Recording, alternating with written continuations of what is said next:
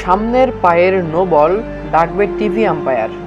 England পাকিস্তানের 5 ম্যাচের one day সিরিজের পরীক্ষামূলকভাবে সামনের পায়ের নো বল ডাকবেন তৃতীয় আম্পায়ার।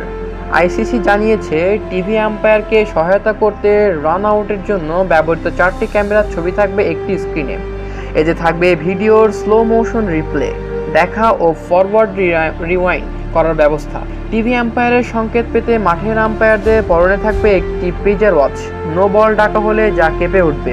তবে এভাবে সংকেত পাঠাতে ব্যর্থ হলে প্রচলিত পদ্ধতিতে মাঠের আম্পায়ারকে নো বল হওয়ার কথা জানাবেন তৃতীয় আম্পায়ার। সিরিজে কেবল কোনো ভেন্যুতে 500 ক্যামেরা অনুপস্থিত থাকলেই মাঠের আম্পায়ার সামনের পায়ের নো বল ডাকবেন। আগামী বুধবার সাউথহ্যাম্পটনে হবে প্রথম ওয়ানডে।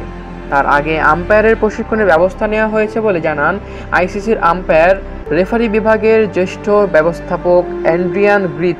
এই ট্রায়ালের ফলাফল তারা আইসিসির ক্রিকেট কমিটিকে জানাবেন, যারা আইসিসিকে এই ব্যাপারে সিদ্ধান্ত নিতে পরামর্শ দেবেন। তারকাদের আরও আপডেট পেতে নিউজ আলোর সঙ্গে থাকুন, লাইক দিন, কমেন্ট করুন। নিউজ আলোকে সাবস্ক্রাইব করতে বলবেন না। আরও ভালো ভালো নিউজ পেতে আমাদের সাথে থাকুন। ধন্যবাদ।